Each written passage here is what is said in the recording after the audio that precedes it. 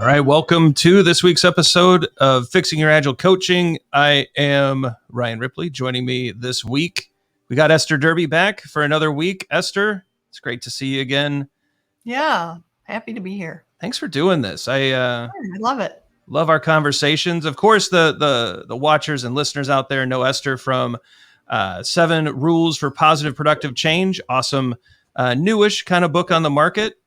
If you haven't read it, read it. Absolutely essential for Agile coaches. Of course, the retrospectives book that she wrote with Diana Larson is essential reading for any respectable Scrum Master out there. Certainly taught me how to get a little bit better at retros. It takes me a while to learn, but certainly used that book and marked it up and have referred to it regularly. So Esther, thanks for all of that. Awesome books, awesome learnings, and really appreciate you. Well, thank you. I'm happy to be here with you. I really enjoy our conversations. So another topic that I think you're one of the best in the world to talk to about is middle management, right? Yeah. You've certainly been there, I think, behind closed. I mean, you plenty of I think books on this as well, and just you've been there, you've done that, you've been the coach. I've certainly sat in a lot of middle management positions, certainly near and dear to my heart as the leadership steward at scrum.org. Such a big topic. What are your thoughts here? Agile coaches and middle management, the good, the bad, the ugly. Where can we go? Oh, well, I think middle managers don't get enough respect. Amen. Tell me more. Well, there's this whole thing about we don't need managers and we're self-managing teams. It's like, it's a difficult job because you're pulled in 2 different directions, right? Yep. You have the demands of the team and you have the demands of the senior leaders in the organization.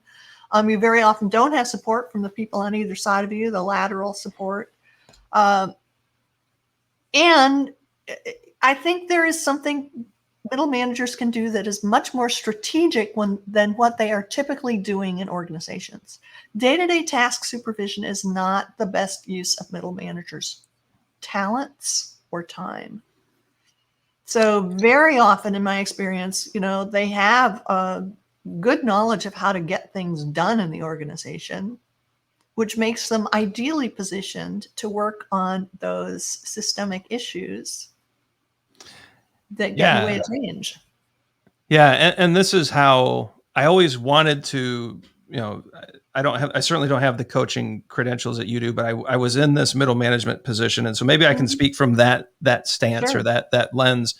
I always wanted to work on the systemic things, right? But I always felt pulled, by the VP whichever VP I was working for, and actually worked for some really great people, but they always wanted me as the middle manager to know everything about everything. Like if they had a question about a project, I needed to be able to answer it. I needed to have the slide deck with me with the status of, and and it turned into a very tactical kind of role. But I always resisted that, and I was able to actually kind of delegate out some of that. I had some support staff that would kind of help me with that, to where we could actually get to the strategic. But it always felt like a battle. Yeah. To justify spending my time removing an impediment for the team. They're like, well, we have Scrum Masters for that. And trying to explain that, but I have enough positional authority to partner with the Scrum Master because the Scrum Master on their own can't do it. It seemed like that was really the name of the game, or that was the battlefield. Oh, yeah. Well, been there. I've been there where, you're expected to know the detail of any single task on any project. And that's micromanagement, Yep. Absolutely. I see middle managers' roles as enabling the environment for teams, developing people, and working on the system. Right.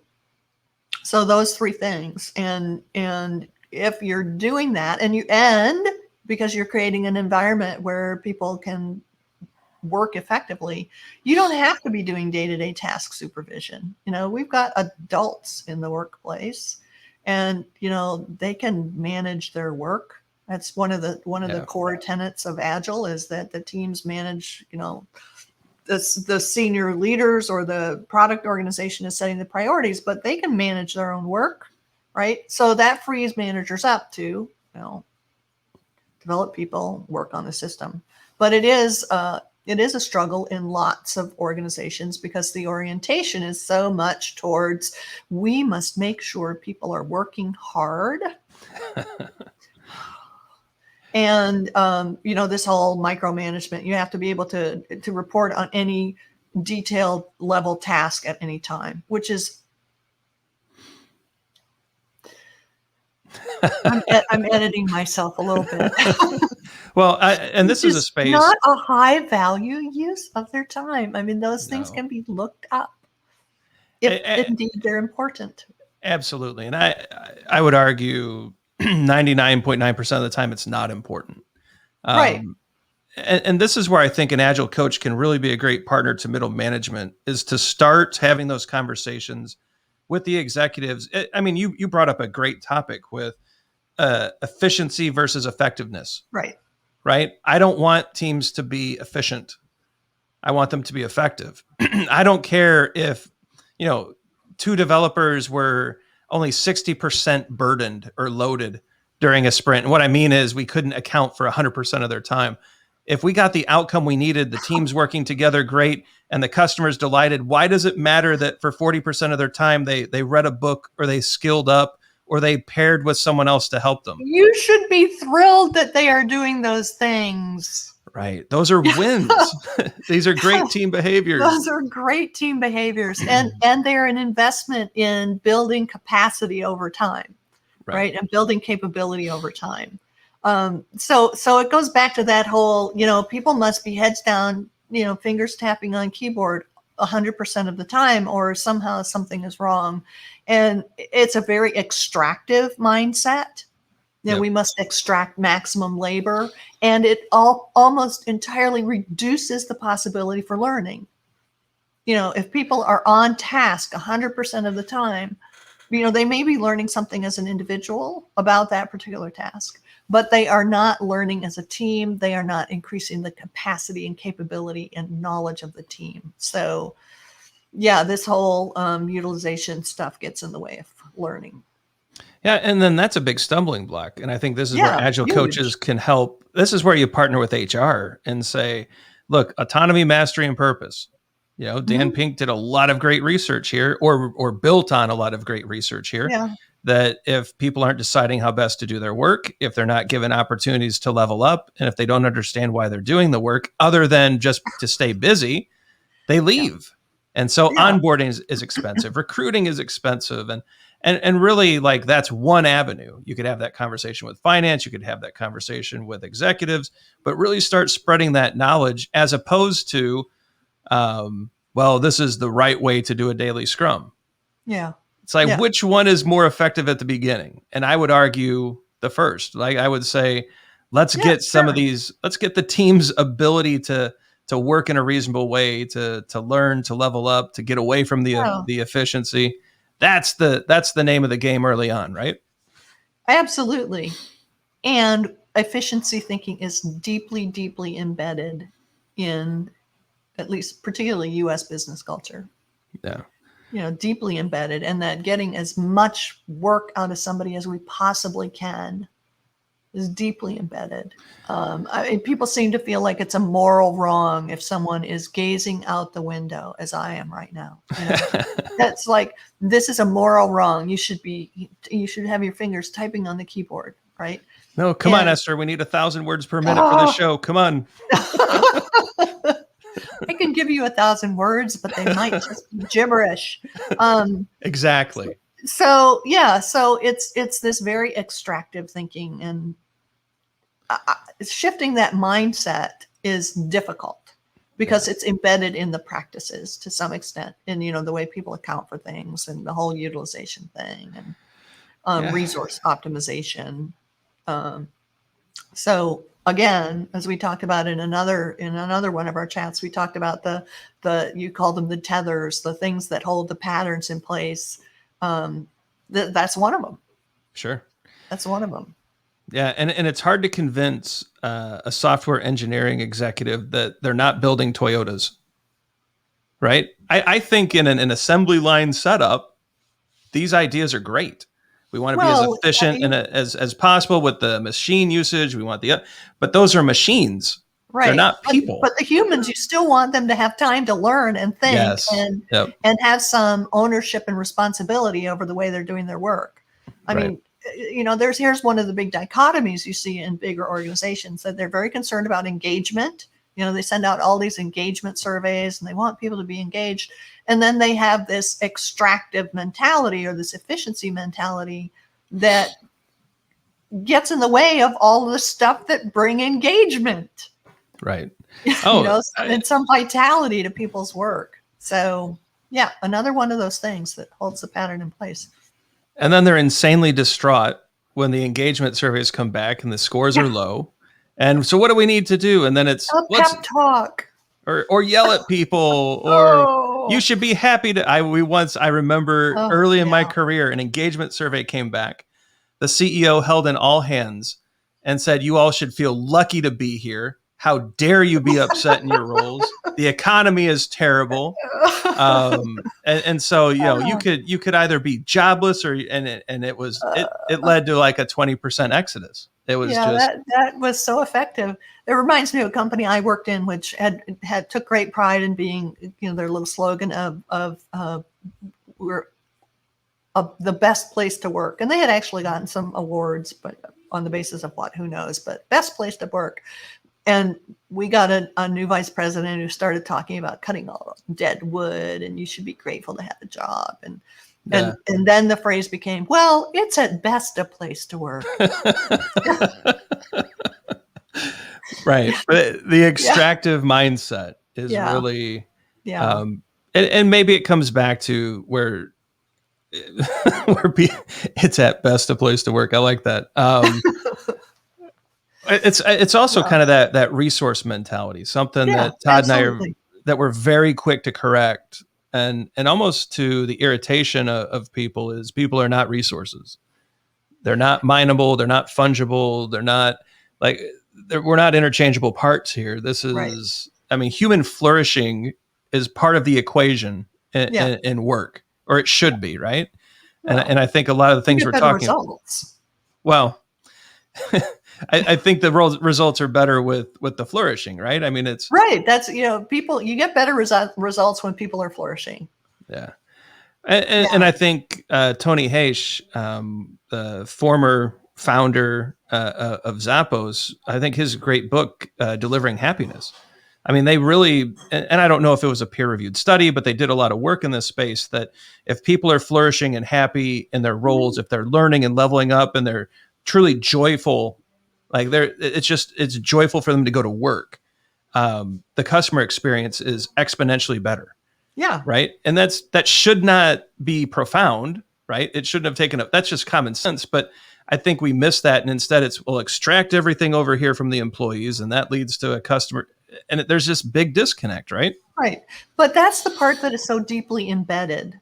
Yeah. That is so deeply embedded in U.S. business culture. And, it goes back to when management was first developing as a profession. A lot of people peg it to the railroads, but it was actually on plantations that were using enslaved labor. Which is a terrible basis for a business practice, right? And so maybe it's time to kind of get rid of that. Yeah. And we're seeing signs of that. I think the what are they calling it? The mass it's like the mass quitting. I don't remember that the media has a tag word for the 30 to 40% of people who are saying, if I have to go back in the office, I quit.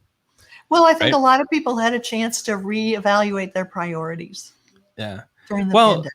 And what's interesting is there's been some studies that have been released, and I might have shared one or two with you. I think McKinsey or Gartner, I don't remember who did it, but they were showing the middle managers still stuck in this kind of, I call it command and control. You can call it Taylorism, whatever theory that you think leads to this. They are kind of being circumvented, right? Where more senior leaders were going directly to teams. And if you weren't, and then they started worrying about, well, what value are we adding? And so now they want to solve the systemic issue. It's kind of an interesting shift where if the middle manager doesn't reinvent the value they bring in this remote world, they could see themselves almost cut. Well, and that's I think that's a huge waste of talent and Yep. intelligence. And frankly, senior leaders have a lot of issues they need to be dealing with. They don't need to be involved in the day-to-day. Right. Right. I think they need to understand how the work happens, but their job is, scanning the environment, making sure the value proposition works, making sure the revenue model works, scanning that externally, and then working on the stuff that's about steering the organization. And middle managers, make sure the work is sequenced in a reasonable way. They make sure teams have the environments to do the work.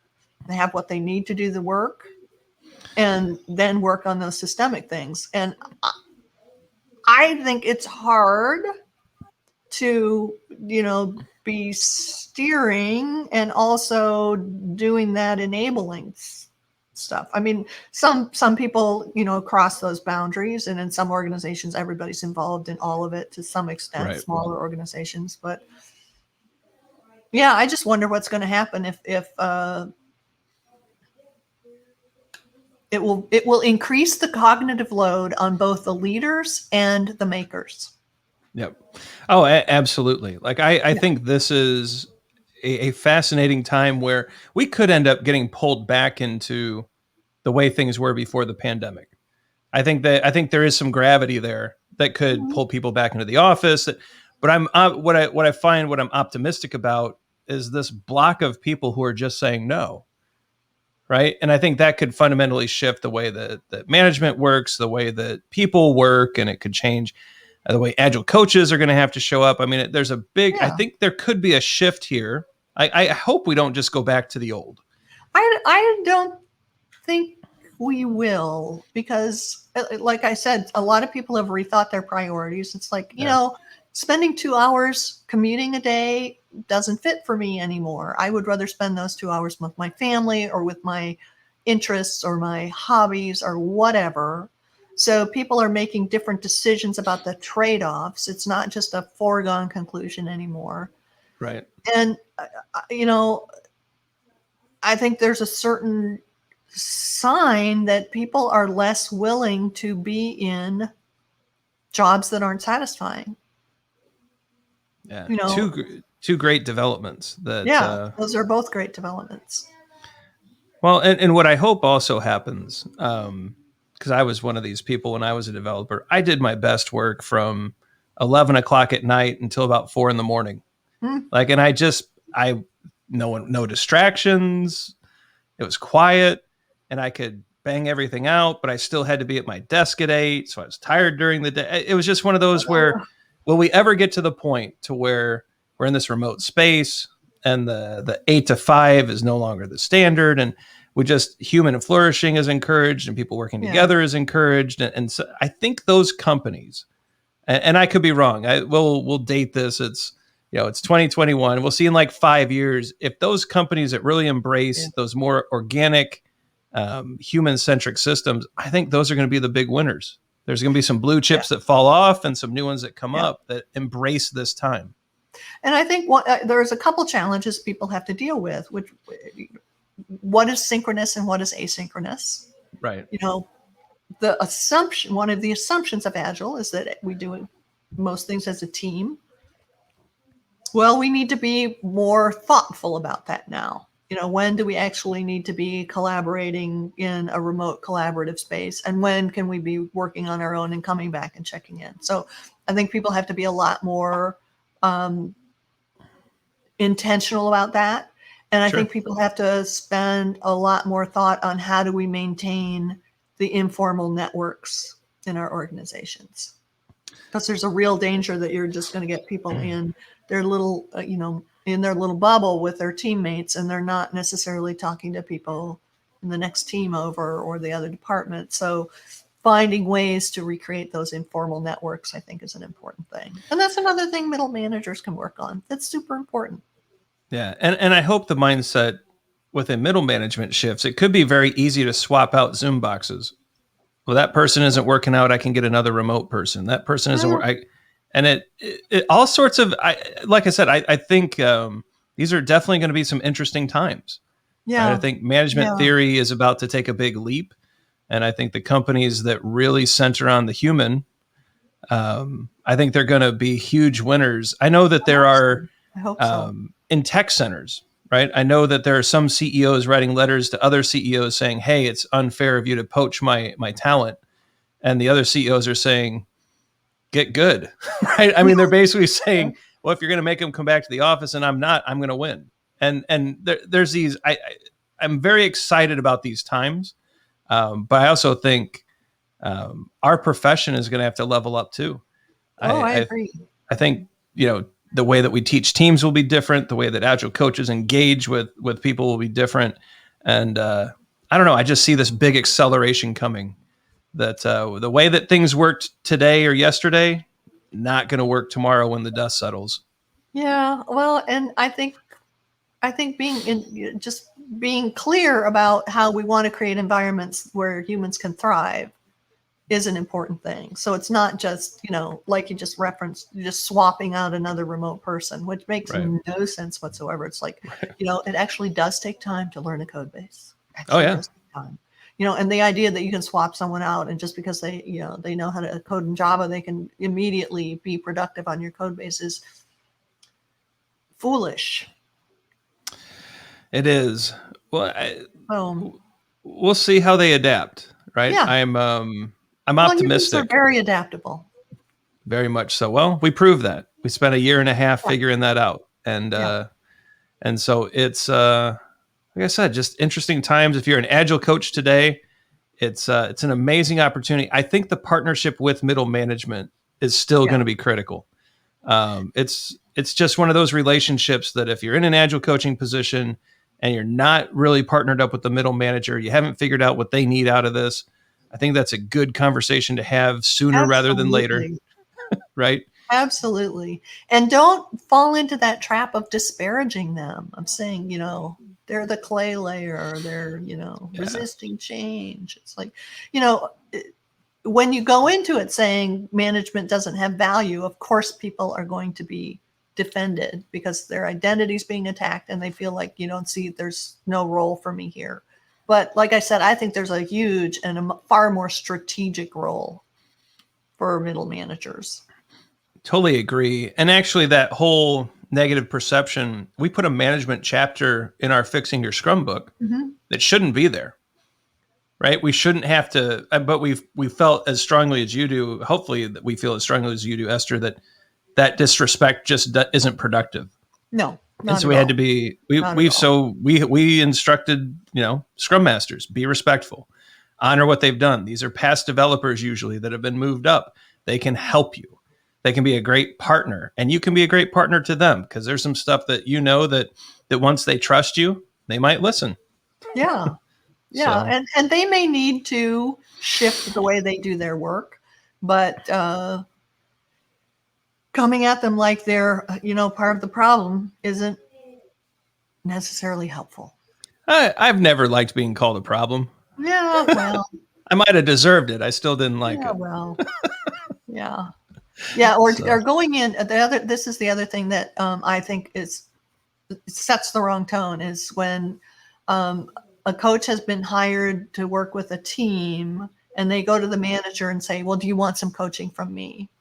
Because that's like a one-up status thing. It assumes that they need coaching and that you are in a position to coach them. And that just sets the wrong tone. Right. So, understand where they're coming from, understand what they need, as you said. View them as an ally, because everyone's a potential ally when you're working on a change, if you can figure out where the mutual purpose is. Right. I couldn't agree more. I think that's a great place for us to land, Esther. It's always awesome getting to talk to you. I appreciate you and your time. And thanks for having me on. Oh, anytime. And I hope the Agile coaches out there, I hope you pulled something away from this. It's a great topic, right? The middle management is the tricky middle, but there's some really great people in there that you can learn a lot from. They can be a great ally. And eventually, if you earn it, I think they'll learn a lot from you too. All right. So Esther, thank you so much. This is this week's episode of Fixing Your Agile Coaching. We got a lot of socials to the left, subscribe and like to the right. Check out the videos below. We think you'll like them. We hope they help. You know what, this week, if you haven't talked to the middle manager that you're in the organization that you're working on, make that call, right? Get them on a Zoom, have a quick conversation. Just check in, see how things are going, see how you can help, and take some of this great advice from Esther, and hopefully that leads to some great progress and a good outcome for your week. I'm Ryan Ripley. We had Esther Derby on this week. Awesome as always. So glad she was here. Can't wait to see what happens next week. Until then, do well, and we'll see you next week.